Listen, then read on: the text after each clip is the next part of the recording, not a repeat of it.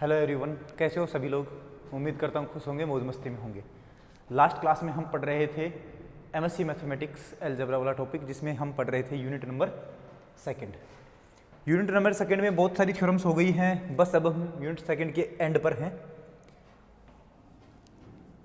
आगे कुछ थ्योरम्स और कुछ डेफिनेशंस पढ़ते हैं। पहले तो हम डेफिनेशन पढ़ते हैं किसकी, ड्यूल मैप की। हेडिंग है dual map.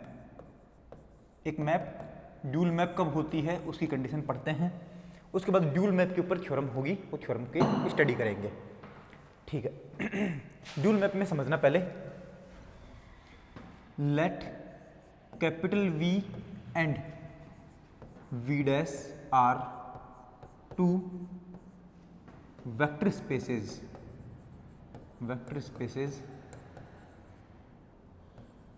and let a linear transformation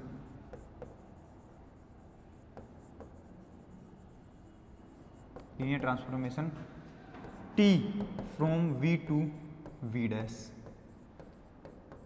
such that v to v dash, और उसके बाद and v star and v dash star are v star तो क्या है, v का ड्यूल स्पेस है। Are dual spaces of v and v dash respectively.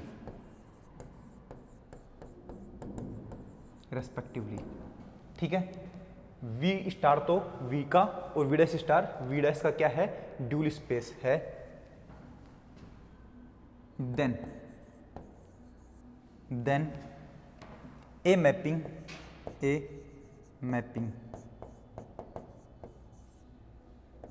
T star, कहां से, from v dash star to v star, such that T star of F dash equal to क्या बनेगा, F dash O T बनेगा।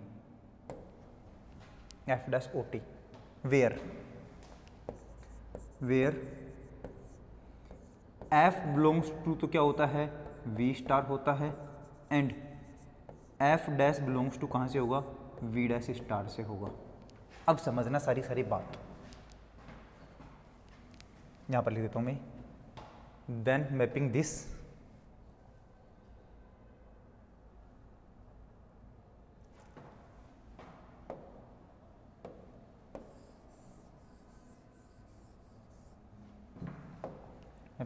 is called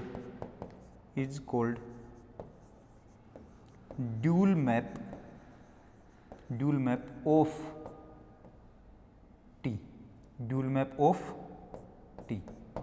T की dual map है। अब समझना सारी कहानी ध्यान से एक बार समझने की कोशिश करना, सारी बात समझ में आ जाएगी।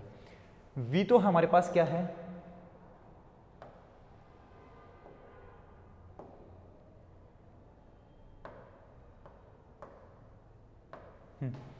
वी और वी डैश तो हमारे पास दो वेक्टर स्पेस हैं, और एक ट्रांसफॉर्मेशन है जो v से लेकर के v डैश पर जाती है।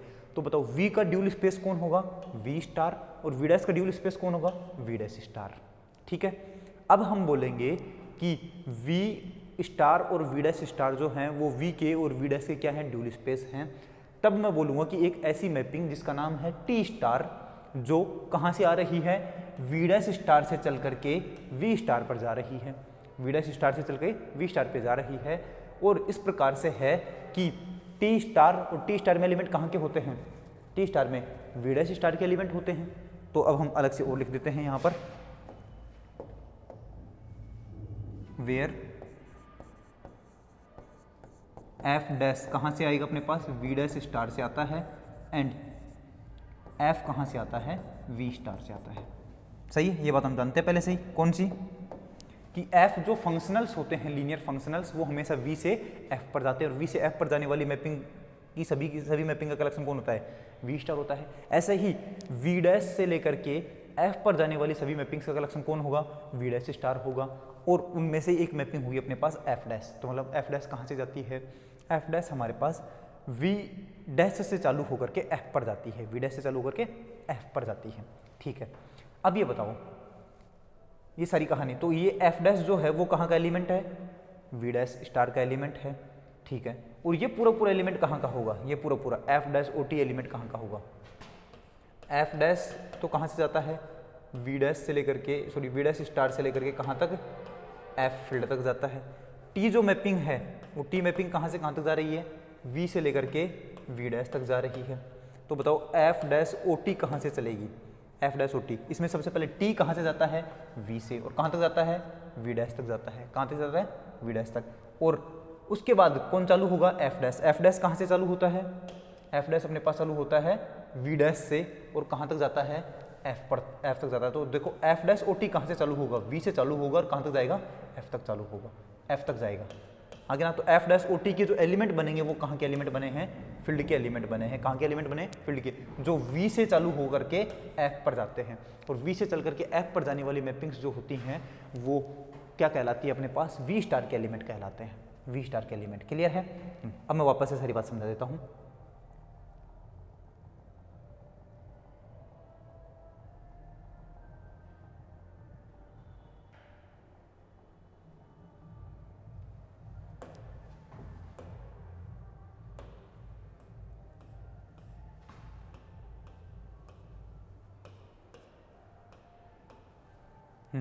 समझना, V और V डैश हमारे पास दो वेक्टर स्पेस हैं, V और V डैश हमारे पास दो वेक्टर स्पेस हैं, और V का जो ड्यूल स्पेस है वो तो V स्टार है, और V डैश का dual space V dash star है।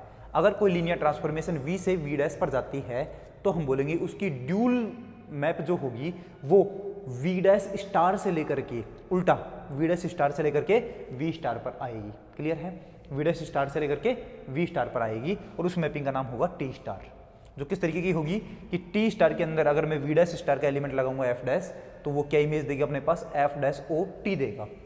F डैश तो यही है, O अपने पास क्या बोलते हैं उसको, ट्रांसफॉर्मेशन के बीच में जो कंपोजिशन होता है वो कंपोजिशन है, और T क्या है, T V से जाकर V से लेकर के V डैश पर जाने वाली लीनियर ट्रांसफॉर्मेशन है। क्लियर है।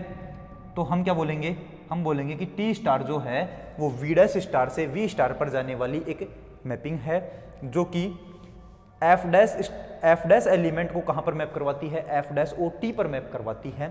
तब जाकर के ये T स्टार जो है वो T की क्या बनेगी, ड्यूल मैप बनेगी। क्लियर है।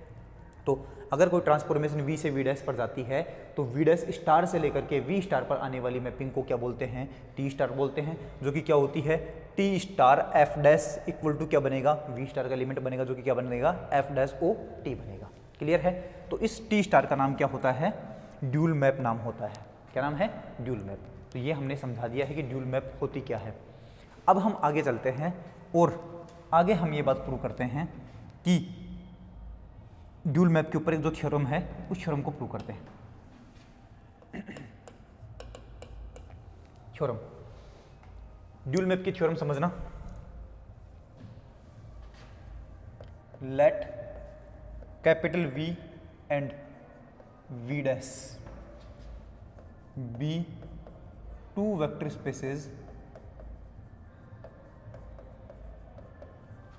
Spaces, of finite dimension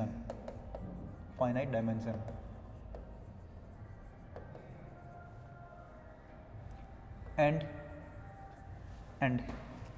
T from capital V to V dash be a linear transformation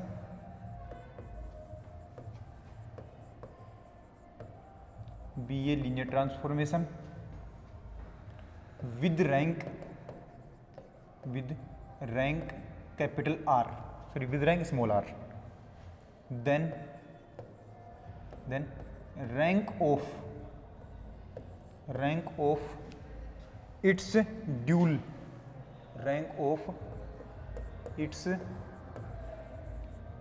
map T star is also R. समझना,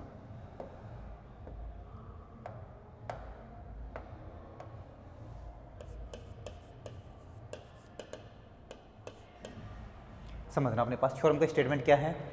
अगर v और v डैश दो वेक्टर स्पेसेस है अपने पास फाइनाइट डायमेंशन के, और t जो है अपने पास v से लेकर के v डैश पर एक लीनियर ट्रांसफॉर्मेशन है जिसकी रैंक r है, मतलब t जो ट्रांसफॉर्मेशन है उसकी रैंक कितनी है, r है।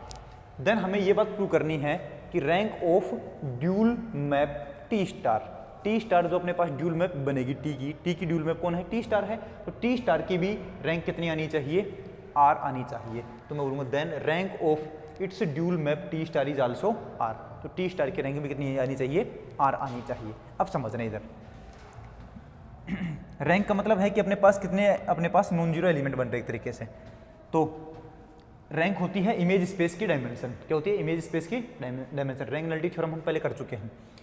तो अब ये बताओ, जो कुछ दे रखा है उसको लिख लेते हैं। Let capital V and V dash are two finite dimensional vector spaces. पहले के डायमेंशन मान लेता हूँ, लेट डायमेंशन ऑफ V तो मैंने मान लिया है n, and dimension of V dash मैंने मान लिया है m। सही है, ठीक है। अब let B equal to n element है तो उसकी बेसिस में भी कितने एलिमेंट होंगे, n होंगे, तो बनेगा B1, B2, so on Bn, and B dash जो है वो क्या बनेगा, इसकी बेसिस माननी है हमें, तो वो बन गई अपने पास मान लो B1 डैश, B2 डैश, सोन Bm डैश, ये बन जाएगी अपने पास।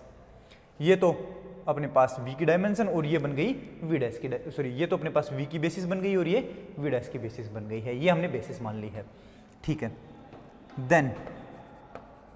देन V स्टार इज क्या है, is dual space of capital V का क्या है, ड्यूल स्पेस है।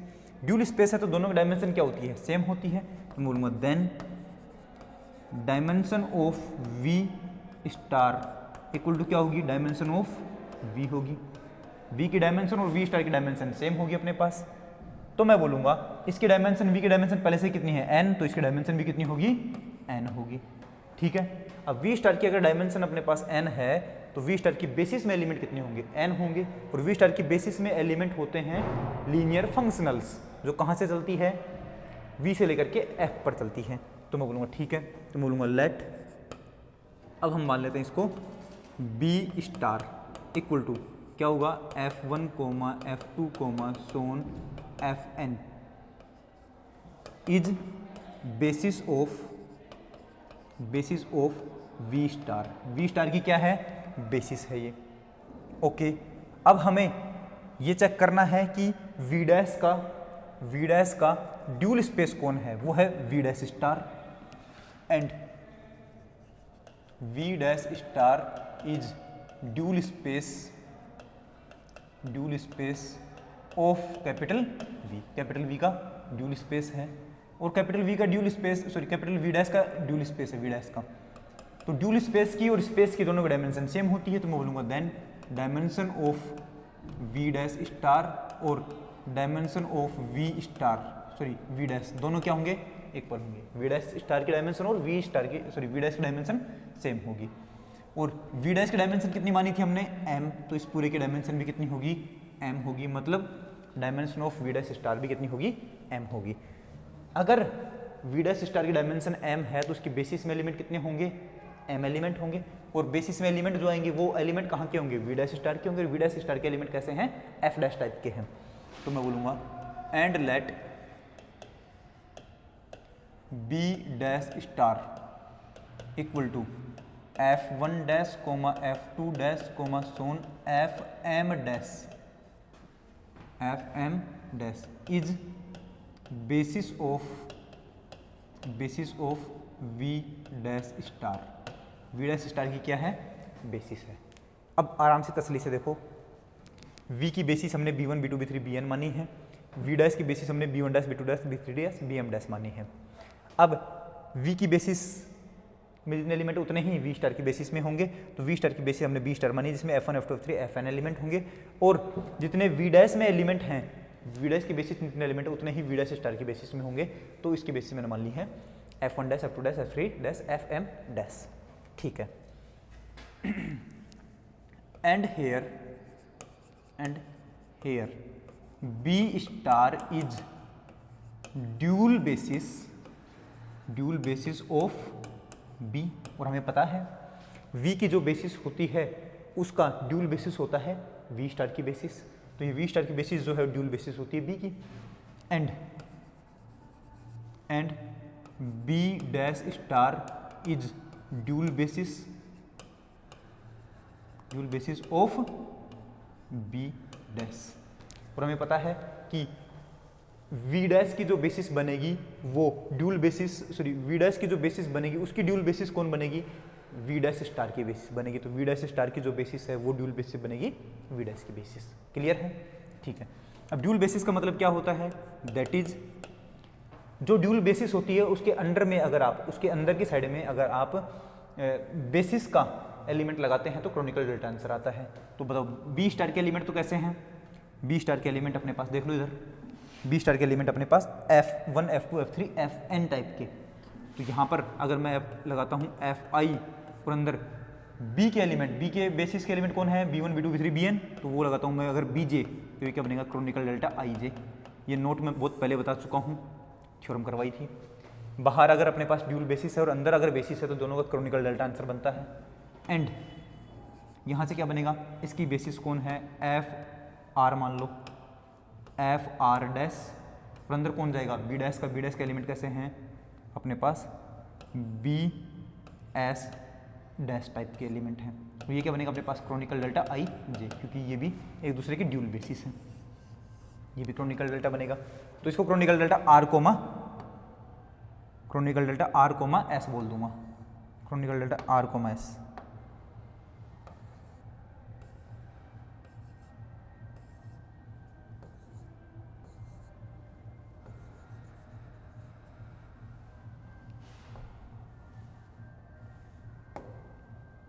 ये बनेगा Kronecker delta R comma S, ठीक है, ओके। देन ड्यूल मैप कैसी होगी, टी स्टार, कहाँ से, वी डैश स्टार से लेकर के और कहाँ तक, वी स्टार तक, सच दैट इस प्रकार से होगी कि टी स्टार एफ डैश की वैल्यू क्या बनेगी अपने पास, ये बनेगी एफ डैश ओ टी बनेगी, एफ डैश ओ टी, ठीक है, okay. And we know that, और वी नो दैट क्या जानते हैं हम कि rank of T is R, T की रैंक कितनी है, आर है, इसका मतलब है कि दैट इज, इसका मतलब है कि टी ऑफ बी1 की वैल्यू क्या बनेगी, b1 डैश बनेगी, टी ऑफ b2 की वैल्यू क्या बनेगी, b2 डैश बनेगी, और so on T of br की वैल्यू क्या बनेगी, br डैश बनेगी। एंड और इसके बाद के जो बनेंगे वो सारे क्या बनेंगे, जीरो बनेंगे, क्योंकि रैंक अपने पास r है, तो इसके बाद वाले सारे कैसे बनेंगे, इसके बाद वाले सारे बनेंगे अपने पास जीरो। तो बोलूँगा टी br+1 की वैल्यू क्या होगी, जीरो डैश होगी, टी br+2 की वैल्यू भी क्या होगी, जीरो डैश होगी, और सोन टी bn की वैल्यू भी कितनी होगी, जीरो डैश होगी। ये सारे बाकी क्या बनेंगे, जीरो डैश बनेंगे। तो इन सभी को कंबाइन करके मैं क्या लिख सकता हूँ, मैं लिख सकता हूँ सो टी बी आई जो है वो क्या बनेगा, वो i इक्वल टू आर तक तो क्या बनेगा, बी आई डैश बन जाएगा, बाकी सब फिर क्या बन जाएंगे, जीरो बन जाएंगे। तो क्या बनेगा अपने ये पास है टी बी आई क्या बन जाएगा, ये बन जाएगा बी आई डैश बन जाएगा, कहाँ तक, i इक्वल टू 1 से लेकर के और r तक, 1 से लेकर के r तक, तो उसके बाद के लिए क्या बन जाएगा, i equal to R plus 1 से लेकर के और n तक क्या बन जाएगा, सारा 0 बन जाएगा। हाँ कि ना, सही है। ठीक है, ये अपने पास है equation number 1। Now linear transformation कैसी है अपने पास, ड्यूल मैप कैसी है। नाउ टी स्टार जो है वो कहाँ से चलती है, वी डैश स्टार से चल करके वी स्टार पर जाती है, और वो भी कैसे, सच that T star F dash की वैल्यू क्या बनेगी, एफ डैश ओ टी बनेगी। बोथ साइड में अगर मैं बीजे एलिमेंट लगाऊंगा तो क्या बनेगा, बीजे एलिमेंट से ऑपरेट करूँ तो T star F dash B I element से ऑपरेट करता हूँ तो इधर भी क्या बनेगा, F dash O T B I element. सही है, एफ डैश तो बाहर है, ओ मैपिंग बाहर है, और टी बीजे की वैल्यू, टी बी आई की वैल्यू क्या बनती है, टी बी आई की वैल्यू बनती है अपने पास B I dash I equal to 1 से लेकर के आर तक, तो ऐसा है, और बाकी सब के लिए क्या है, 0 है, एल्स के लिए 0 है। सही है, ऐसे ही एफ डैश के पास बी आई जाएगा, बी आई डैश, तो आई से लेकर के आई इक्वल टू 1 से लेकर के आर तक, बाकी सब के लिए 0 जाएगा, तो ये वैल्यू क्या बनेगी अपने पास, तो ये अपने पास बनेगा क्या, ये इन सब के साथ जाएगा तो क्या बनेगा अपने पास, F dash B I dash I equal to 1 से लेकर के आर तक, तो और उस सब के लिए क्या बनेगा, बाकी सब के लिए बनेगा एफ डैश 0 एल्स के लिए। तो ये पूरा तो बन गया 0, और ये क्या बनेगा, एफ आई, ये sir F dash B I dash, ये वाला अपने पास क्या बनेगा, ये वाला क्या बनेगा अपने पास। हम यहाँ से ये भी लिख सकते हैं कि अगर मैं यहाँ पर ये आई लगाऊँ हर एक लीनियर ट्रांसफॉर्मेशन के लिए, तो यहाँ पर क्या लगेगा, आई लगेगा, यहाँ पर क्या लगेगा, आई लगेगा, और ये मैं बीजे एलिमेंट लगा देता हूँ यहाँ पर, बीजे एलिमेंट, तो ये भी क्या बनेगा, बीजे एलिमेंट बनेगा, और ये भी क्या बनेगा, बीजे डैश एलिमेंट बन जाएगा।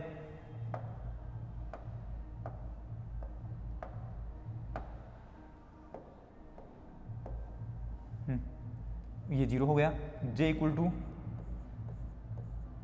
1 से लेकर के आर तक, ये अपने पास आई हो गया, यहाँ पर भी आई हो गया, यहाँ पर भी आई हो गया, ये हो गया जे, और यहाँ पर भी हो गया आई, जे इक्वल टू 1 से लेकर के आर तक। सही है, ये तो पूरा 0 हो गया, और ये क्या है अपने पास पहले से ही डिफाइन कर रखा है हमने, डैश वाला, F R dash B S dash की वैल्यू क्या बनेगी, क्रोनिकल डेल्टा वाली बनेगी, तो यहाँ पर इसका आंसर क्या बनेगा, क्रोनिकल डेल्टा बनेगा अपने पास। तो मैं इधर वाली वैल्यू को, इधर इस पूरे को क्या लिख रहा हूँ, क्रोनिकल डेल्टा लिख रहा हूँ, तो ये वैल्यू बन गई अपने पास टी स्टार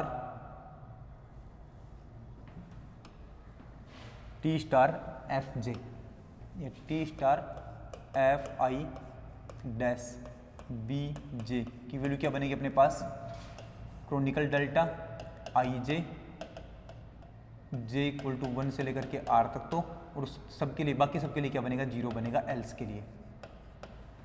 अब क्रोनिकल डेल्टा वाले को मैं क्या लिख सकता हूँ, क्रोनिकल डेल्टा वाले को क्या लिख सकता हूँ मैं, क्रोनिकल डेल्टा वाले को लिख सकता हूँ मैं यहाँ से पीछे, यहाँ से देखो ये भी क्रोनिकल डेल्टा ही है, तो मैं इस क्रोनिकल डेल्टा की जगह एफ आई बी जे लिख सकता हूँ क्या, बिल्कुल लिख सकता हूँ। तो क्या लिखूंगा मैं, F I B J,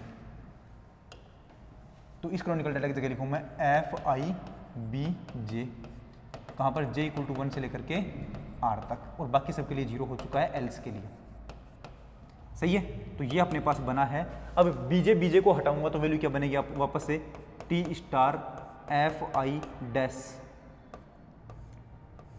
T star F I dash equal to क्या बनेगा, इधर अपने पास बना है, ये बना है एफ आई, इसके लिए ये अपने पास 1 से लेकर के आर के लिए,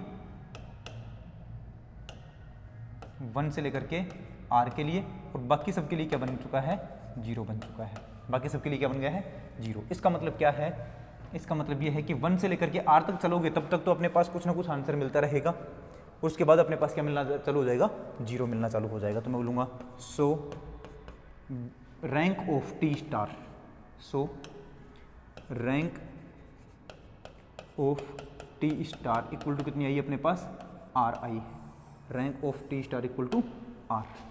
ये बात कुछ समझ में आई कि नहीं आई है, अगर हमारे पास टी एक ट्रांसफॉर्मेशन है वी से लेकर के वी डैश तक लीनियर ट्रांसफॉर्मेशन है जिसकी रैंक आर है, तो उस लीनियर ट्रांसफॉर्मेशन की जो अपने पास ड्यूल मैप होगी जो कि वी डैश स्टार से लेकर के वी स्टार पर चलेगी, उसकी रैंक भी कितनी आएगी? आर आएगी। क्लियर है? अब ये मैं लिख देता हूँ लास्ट में ये बात।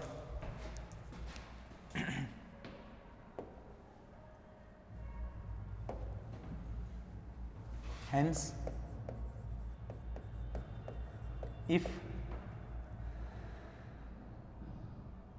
rank of T from V to V dash is R, then rank of dual map जो कि कौन है? T स्टार है, कहाँ से? V डैश स्टार से लेकर के V स्टार तक इज आल्सो R। अगर अपने पास ट्रांसफॉर्मेशन V से V डैश पर जाने वाली की रैंक अगर R है तो उसकी जो ड्यूल मैप होगी जो कि V डैश स्टार से V स्टार पर आती है उसकी रैंक भी कितनी होगी? R होगी। ठीक है, अब आगे हम नेक्स्ट टॉपिक पढ़ते हैं और इसकी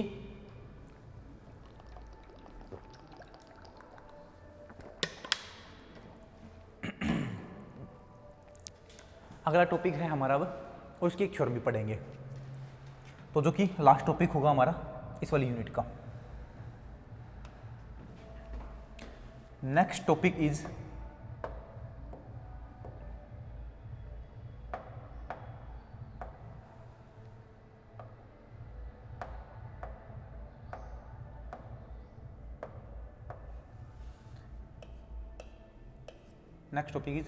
एनहिलेटर।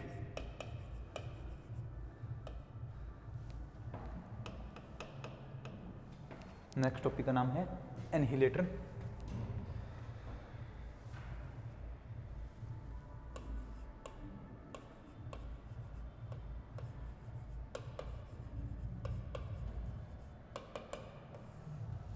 एनहिलेटर समझना, एनहिलेटर में क्या होता है।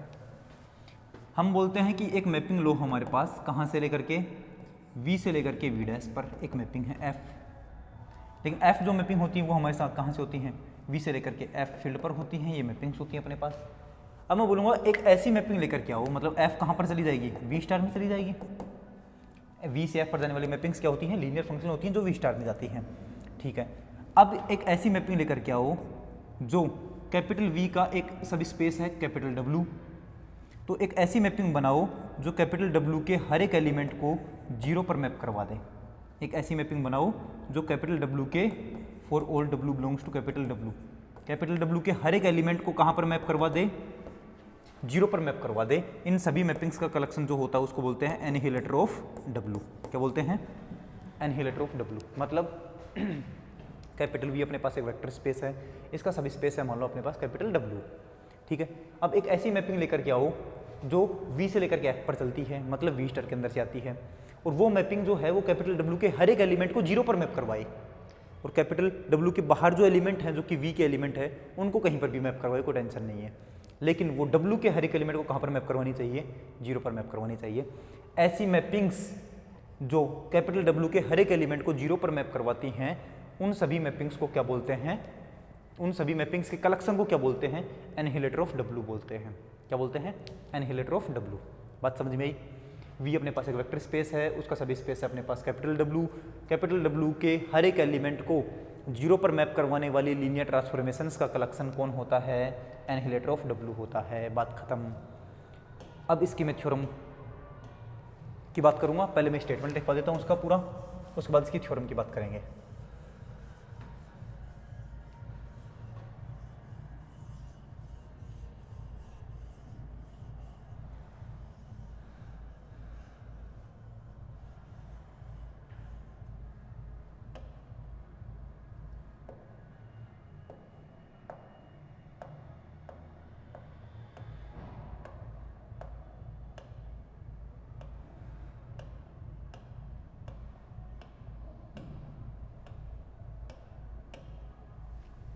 एनहिलेटर की डेफिनेशन लिखनी है हमें।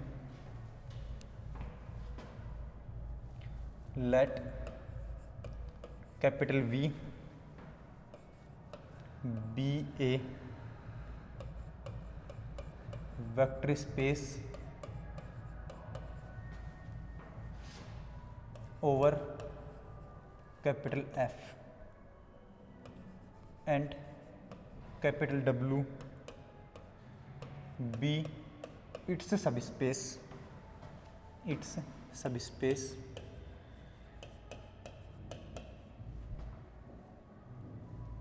then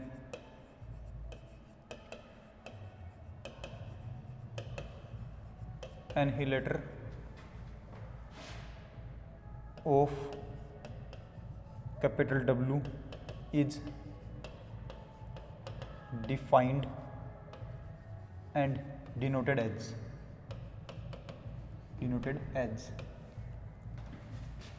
annihilator of W equal to ऐसी ट्रांसफॉर्मेशन जो कि V स्टार से आती हैं such that F of W की वैल्यू क्या बनेगी 0 और for all W belongs to capital W।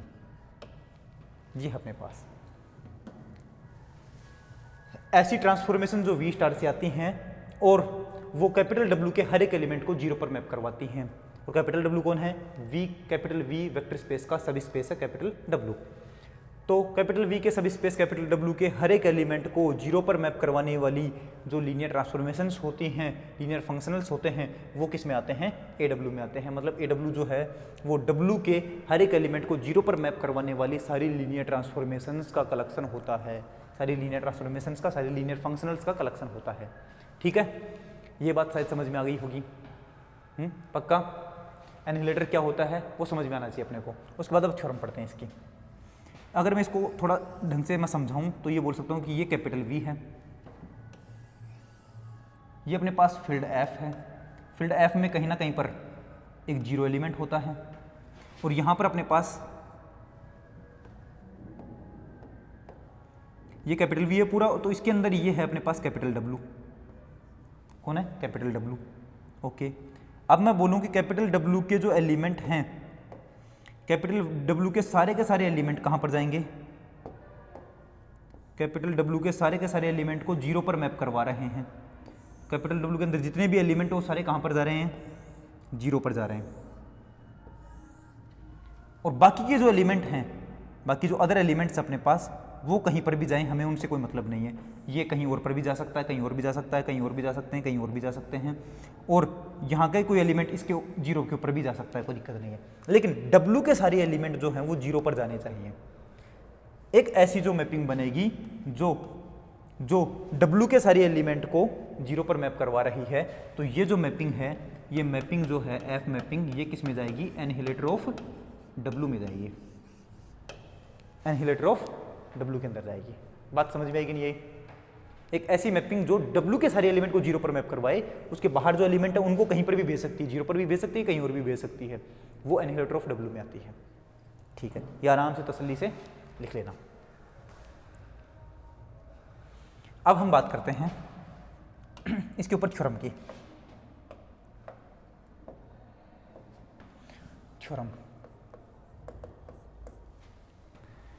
Theorem है हमारे पास, स्टेटमेंट लिखते हैं, उसके बाद उसको प्रूफ कर देंगे।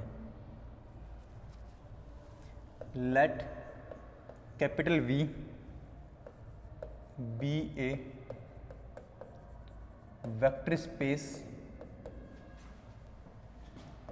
Over capital F and capital W be its subspace.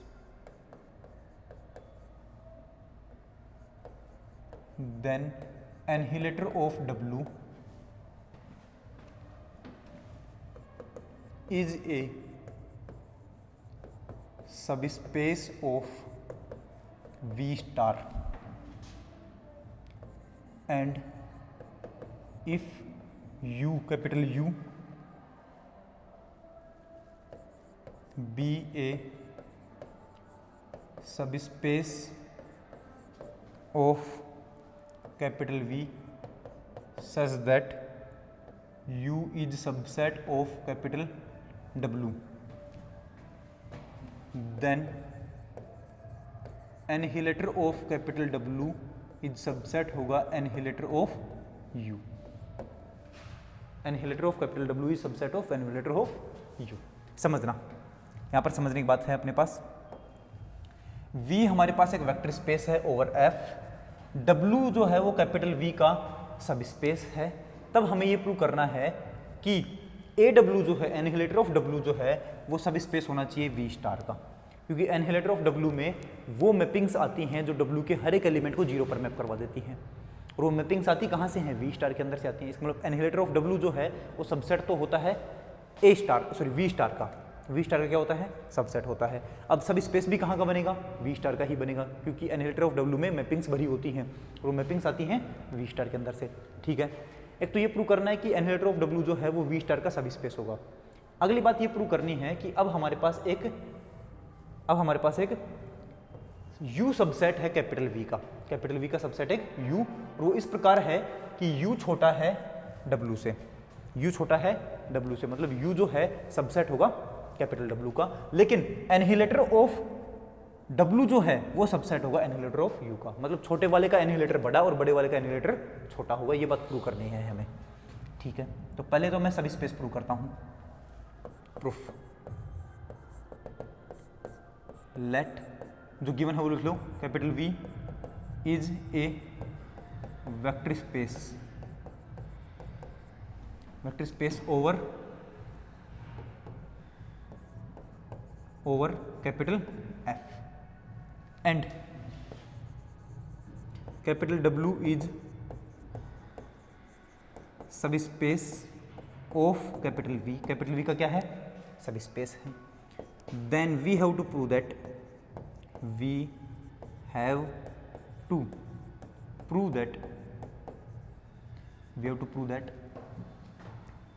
क्या प्रूव करना है हमें?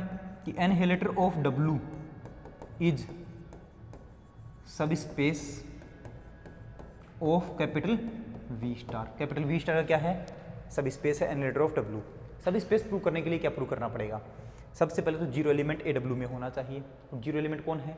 V स्टार का जीरो एलिमेंट। V स्टार में कौन आता है? सारे लीनियर ट्रांसफॉर्मेशंस भरी होती हैं, लीनियर फंक्शनल भरी होती हैं। तो जीरो एलिमेंट कैसा होगा? लीनियर फंक्शनल वाला, जीरो ट्रांसफॉर्मेशन ही होगा। तो सबसे पहले तो ये प्रूव करेंगे कि जीरो ट्रांसफॉर्मेशन AW में होनी चाहिए। उसके बाद दो ट्रांसफॉर्मेशन मानूंगा AW के अंदर से, और उन दोनों ट्रांसफॉर्मेशंस का लीनियर कॉम्बिनेशन भी AW में ही प्रूव कर दूंगा। अगर मैं F और G दो एलिमेंट मानता हूँ AW का, तो alpha into F plus beta into G भी किस में होना चाहिए? AW में होना चाहिए। अगर F और G दो एलिमेंट मैंने AW में से लिए, तो alpha F plus beta G भी किस में होना चाहिए? AW में होना चाहिए। अगर ऐसा हो गया है तो AW कैपिटल V का सब स्पेस बन जाएगा। तो अब हम इसके लिए लिखूंगा फॉर दिस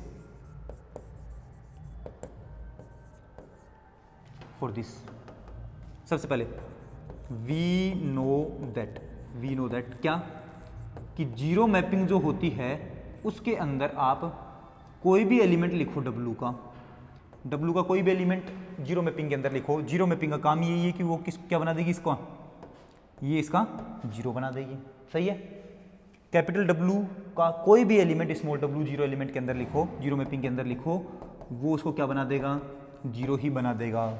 हाँ कि ना? इसका मतलब क्या है? इसका मतलब ये है कि जीरो मैपिंग जो है वो किस में आई है? एनिहिलेटर ऑफ W में आई है। Equation number 1। इसका मतलब है कि एनिहिलेटर ऑफ W जो है खाली तो नहीं है, उसमें जीरो एलिमेंट है। तो बोलूँगा दैट इज एनिहिलेटर ऑफ W जो है इज नॉन एम्प्टी। कैसा है? नॉन एम्प्टी है। अब मैं यहाँ पर दो एलिमेंट मान लेता हूँ एनिहिलेटर ऑफ W के अंदर से। तो मैं बोलूँगा कि लेट अल्फा कोमा बीटा, तो दो एलिमेंट ले लिए फील्ड के अंदर से, एंड F एंड G दो मैपिंग्स ले ली हैं एनिहिलेटर ऑफ W के अंदर से। एनिहिलेटर ऑफ W के अंदर से मैपिंग ली है, इसका मतलब क्या है कि that is F of small w क्या होगा? हमेशा जीरो होगा, क्योंकि एनिहिलेटर है F। तो इसके लिए for all W belongs to capital W, and G भी एनिहिलेटर है तो G ऑफ W भी क्या होगा? जीरो होगा। For all W belongs to capital W। सही है। देन अब किसकी बात करनी है? Alpha F plus beta G की बात करनी है कि ये जो बनेगा वो एनिहिलेटर ऑफ W में आएगा कि नहीं आएगा। उसके लिए हमें इसके ऊपर एक W एलिमेंट लगाना पड़ेगा। अब बताओ ये क्या बनेगा?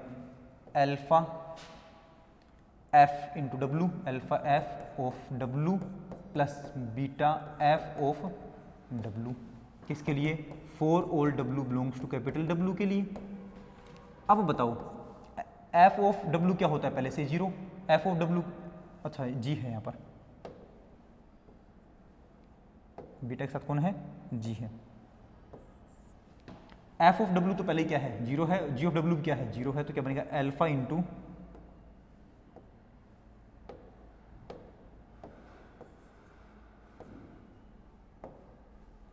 इक्वल टू क्या बनेगा? अल्फा इंटू ये 0 प्लस बीटा इंटू भी क्या बनेगा? 0, किसके लिए? For all W belongs to capital W. ये भी 0 प्लस ये भी 0, तो क्या बन गया? 0 बन गया, किसके लिए? For all W belongs to capital W. इसका मतलब है अपने पास कि alpha F plus beta G जो है डब्लू एलिमेंट के लिए हमेशा क्या बनता है? 0 बनता है, for all W belongs to capital W. इसका मतलब alpha F plus beta G भी एक ऐसी मैपिंग है जो डब्लू के हर एक एलिमेंट को 0 पर मैप करवाती है। इसका मतलब ये भी किस में जाएगा? एनहिलेटर ऑफ डब्लू में जाएगा। इसका मतलब क्या है? That is alpha F plus beta G भी किस में जाएगा? एनहिलेटर ऑफ डब्लू में जाएगा। और ये बन गई है अपने पास किसके लिए? For all alpha comma beta belongs to field and for all F comma G belongs to annihilator of W. मतलब एनहिलेटर ऑफ डब्लू के कोई भी 2 एलिमेंट लेते हैं अगर हम, तो वो दोनों एलिमेंट का एडिशन भी या उनका लीनियर कॉम्बिनेशन भी किस में आता है? एनहिलेटर ऑफ डब्लू में ही आता है। इसका मतलब अपने पास इसको दे देते हैं हम इक्वेशन नंबर 2। इक्वेशन नंबर 1 तो ये बोलती है कि 0 एलिमेंट एनहिलेटर ऑफ डब्लू में आएगा, और इक्वेशन नंबर 2 ये बोलती है कि कोई भी दो एलिमेंट अगर आप एनहिलेटर ऑफ डब्लू में से लेते हैं तो उनका लीनियर कॉम्बिनेशन भी एनहिलेटर ऑफ डब्लू में आएगा। इसका मतलब है इक्वेशन नंबर 1 और 2 से ये पता लग रहा है हमें कि एनहिलेटर ऑफ डब्लू जो है वो वी स्टार का क्या है? सब स्पेस है। तो मैं लिखूंगा सो फ्रॉम इक्वेशन 1 एंड 2 क्या पता लगा हमें? Annihilator of W is subspace of V star. V star क्या है? सब स्पेस है। एक बात प्रूव हो गई है। अब हमें प्रूव करना है कि U अगर सबसेट है कैपिटल W का, तो एनहिलेटर ऑफ W जो है वो सबसेट होना चाहिए एनहिलेटर ऑफ U का। मतलब जो छोटा है उसका एनहिलेटर बड़ा और जो बड़ा है उसका एनहिलेटर छोटा। नाउ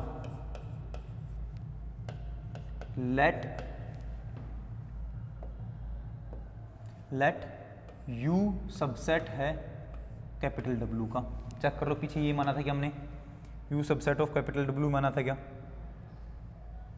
इस तरीके से है कि U जो है सबसेट है कैपिटल W का। ठीक है, U सबसेट है कैपिटल W का, then we have to prove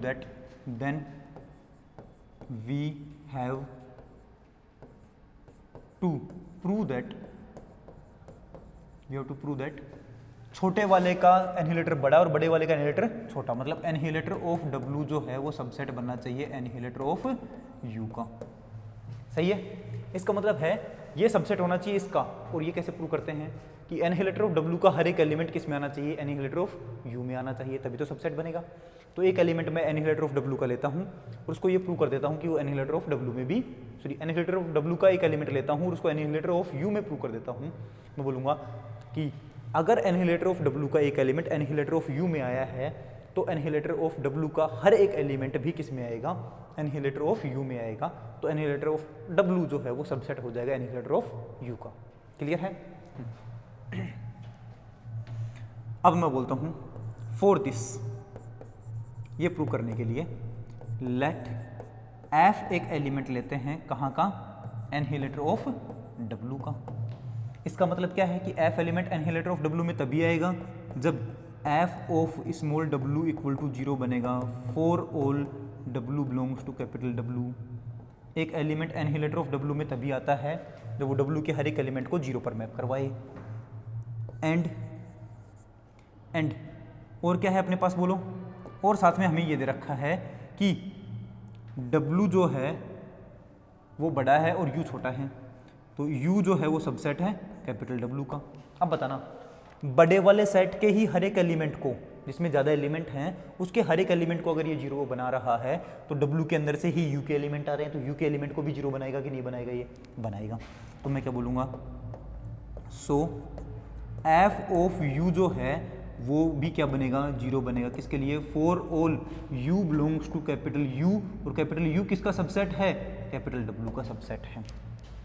तो अगर u कैपिटल W का सबसेट है तो स्मॉल u कैपिटल U का एलिमेंट, और कैपिटल U पूरा पूरा कैपिटल W से आ रहा है तो u भी कैपिटल W से आएगा क्या? हाँ, स्मॉल u भी कैपिटल W से आएगा, तो कैपिटल W से आया है इसलिए f ऑफ u भी क्या बनाएगा? 0 बनाएगा। हर एक u के एलिमेंट को भी इसने क्या बना दिया? 0 बना दिया। इसका मतलब है कि f एक ऐसा मैपिंग है तो u के हर एक एलिमेंट को 0 बना रहा है, तो f जो किस में जाएगा? एनहिलेटर ऑफ u में जाएगा, एनहिलेटर ऑफ u में जाएगा। अब देखो, एक f एलिमेंट हमने एनिलेटर ऑफ W में से लिया था और उसको एनिलेटर ऑफ U में प्रूव कर दिया था। मैं लिखूंगा and f is any arbitrary element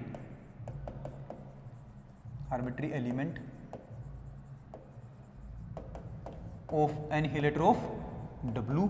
इसका मतलब है so every element of annihilator of W is element of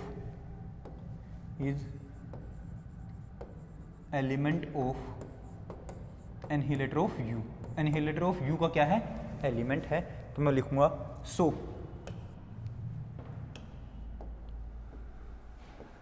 या फिर hence